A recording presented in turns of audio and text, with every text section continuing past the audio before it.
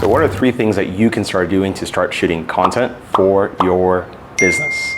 When I started my journey, I was incredibly fearful of the camera.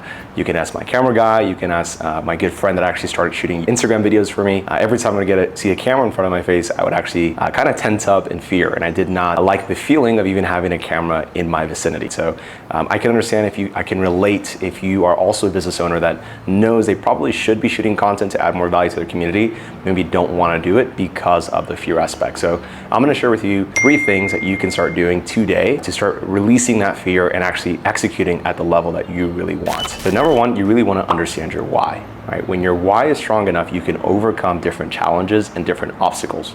If your why is not strong enough, typically you'll say, oh, I can't do this, this is too hard. You'll typically give up before you reach your goal, right? My why that's helped me a lot is I really want to become of service to people. I want to have a greater impact to the people that are around me, right? So by shooting content, I know if I can add value to their lives, I'm going to be able to accomplish that mission, right? And a lot of med spa owners, they share that same mission. They want to impact their community. They want to help the people around them.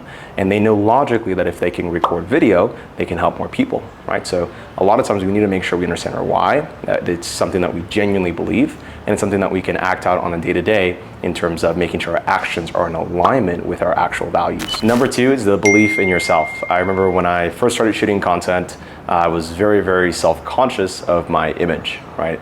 I thought, man, this is something that I could never do. Maybe I need to hire someone else to do content for me. And then I basically got a friend that did YouTube full-time. And he explained to me, hey, Daniel, do 50 videos first and then say that you're not good.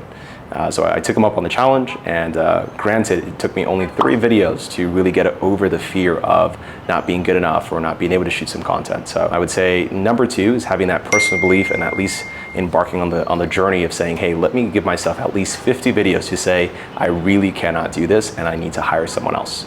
And the biggest thing is that if you are genuine and you really want to help someone, that will come through in your content, right? If you're doing something that you're passionate about and you're talking about something that you're very knowledgeable about, people will be able to see that you are someone that they can trust and someone that they possibly want to build a relationship with. And number 3, just start with what you have.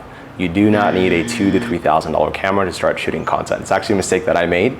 I told myself I need the best camera if I'm going to shoot content for my med spa and for my personal content.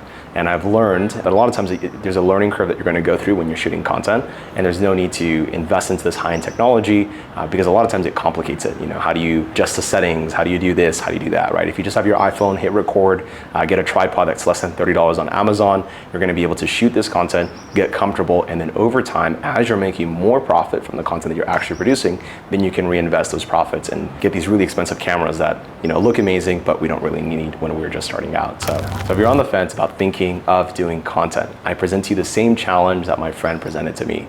Do 50 videos and then decide, is this for me or is this not for me?